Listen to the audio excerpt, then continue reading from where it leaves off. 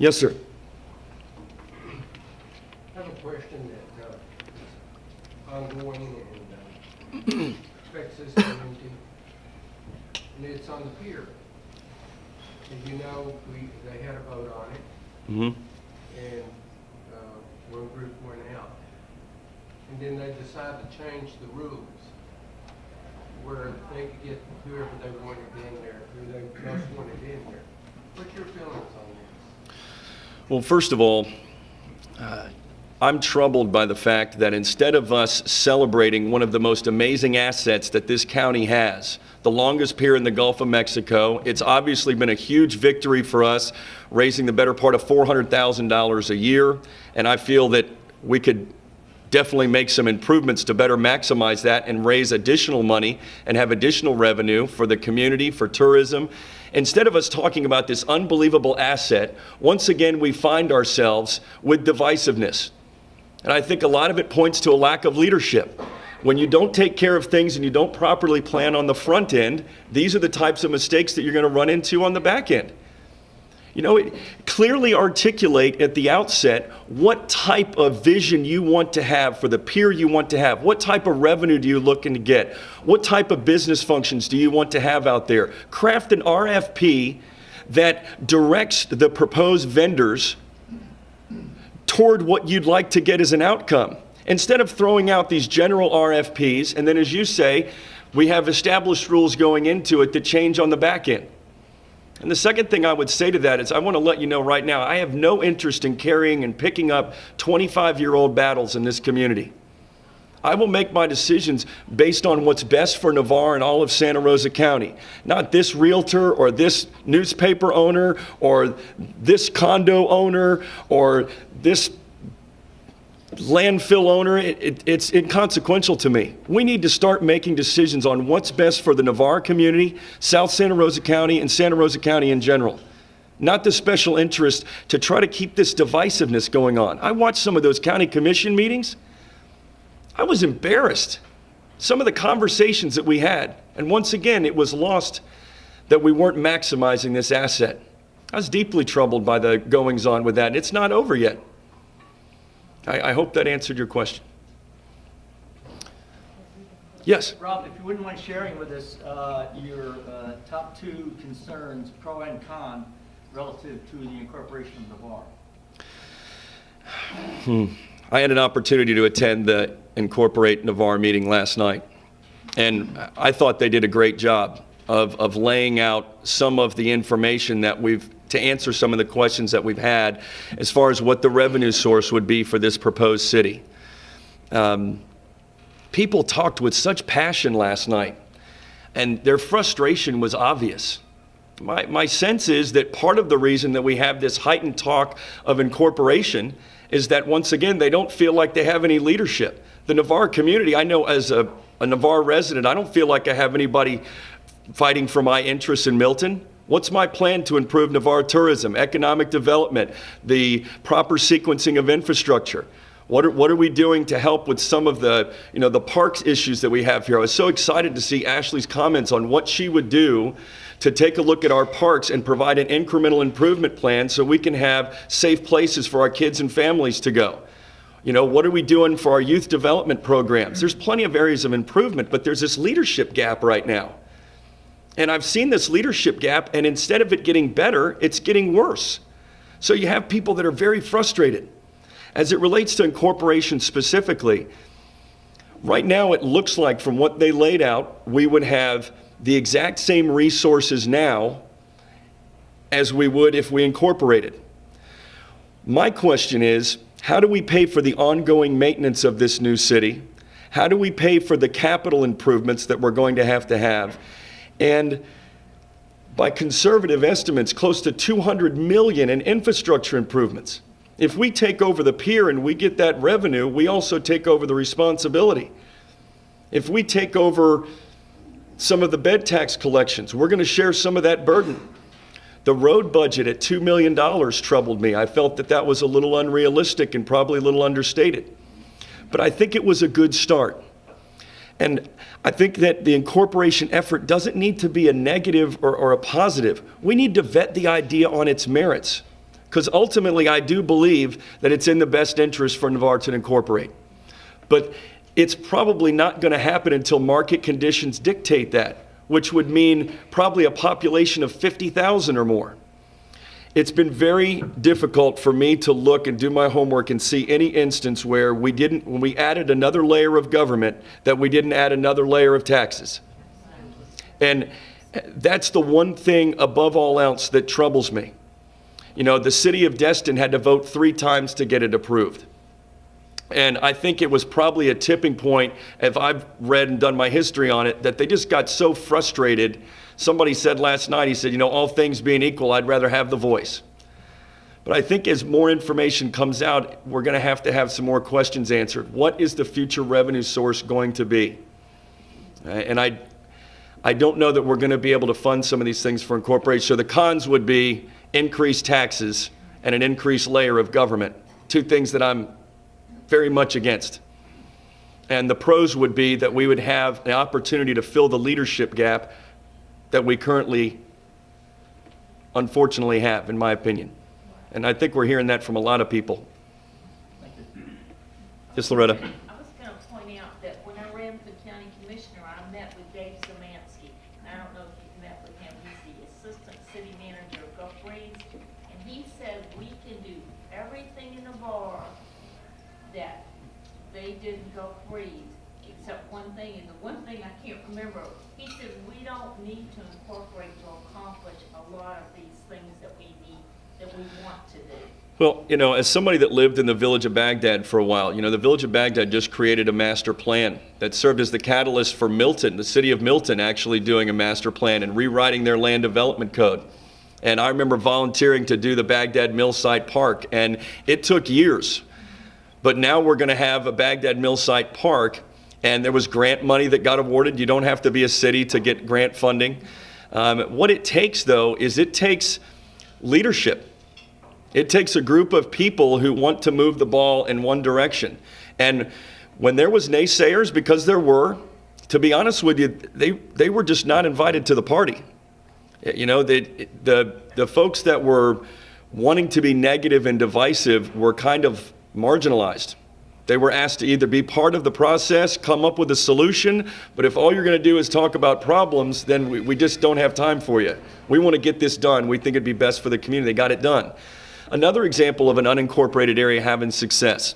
Look at what the Midway area has done with the beautification areas there and that large grant award they've got, and the Navarre community is going to realize some of the benefit of that, because that beautification effort, the next phase of it is actually scheduled to be here in Navarre.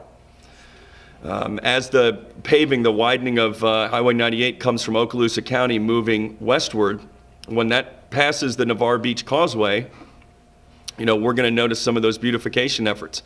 And that's in an unincorporated area. That's not a county effort, that's the United Peninsula Association. Correct.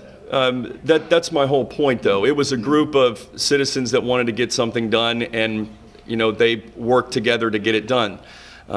So obviously, you know, it's a lot different when you start talking about 40,000 people in Navarre versus, you know, 3,000 people.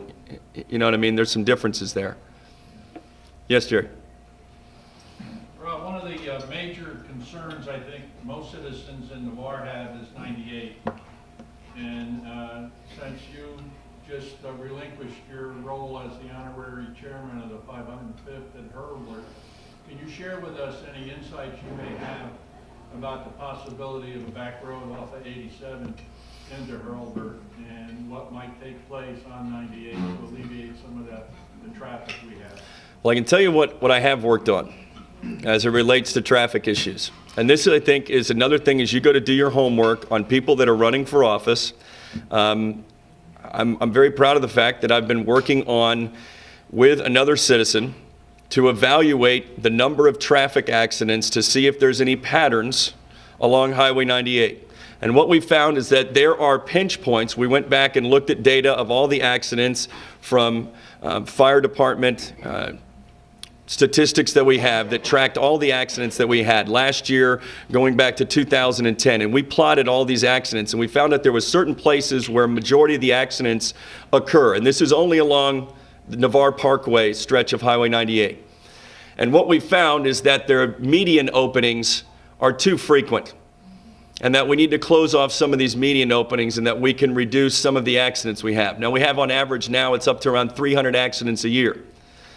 And, you know, by conservative estimates, by closing off some of these medians, we think it'll eliminate probably 20%. So that's 60 fewer times during the course of the year that you're going to be sitting in a 3-hour wait coming and going from Hurlburt Field. As far as an alternate route, Jerry, you know, I think this is another one of those issues that really isn't something that a county commissioner affects change on too much. Now, sitting as a member of the TPO, as a representative, being part of that planning organization, and working better with Tallahassee and the Department of Transportation to keep that dialogue open is important. But we have things like an endangered salamander, I believe, that's keeping development from coming in. And for, you know, More than your fingernail, you can't see it hardly. I think that's where it's important to do the homework and exert influence where the most good can be done. And I think that's on a state level. I think that's where we need to reach out to our representatives at the state level and ask them, what is the progress? Like today, I made a recommendation 3 months ago at a county commission meeting that we look at reconfiguring the intersection at the Navarre Beach Causeway. And I was told that they were evaluating that. And here we are 3 months removed, and I don't have any more progress on that. And if we don't get started on that, we're not going to have the work done before the next tourist season. And I don't know if any of you have occasion to come back over the bridge in the afternoons between 2 and 5 on any given Saturday or Sunday, but it's backed up every single weekend. And this is a very simple solution that we have the money for. It's the obvious best solution for the problem we have, considering we have another 12 years of usable life of the Navarre Beach Causeway, and yet another month goes by, no plan. Another month goes by, no plan. So I called today to try to, you know, get some answers on that. And I think that's what it takes. You just can't take no for an answer. You have to keep putting forth solutions. Don't point fingers. Don't assess blame. Just keep working on solutions. Stay positive. This is what I would do. You don't bring up a problem without having a solution to go with it. I'm sorry I don't have an answer to that, Jerry.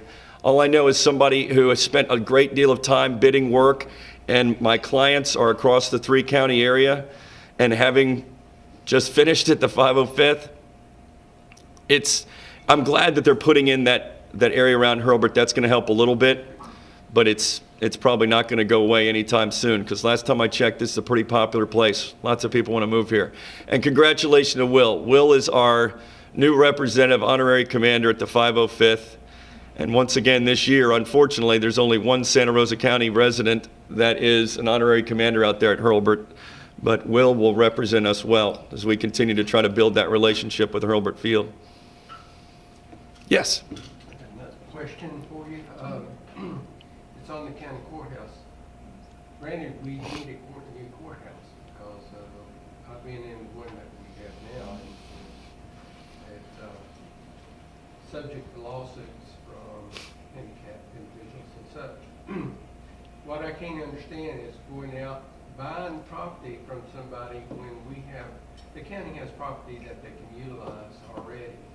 And one area may be out where the county jail is to actually cut down on cost of transportation of prisoners to the county courthouse. What's your feelings on this? You know, the courthouse to me is another example of a lack of planning.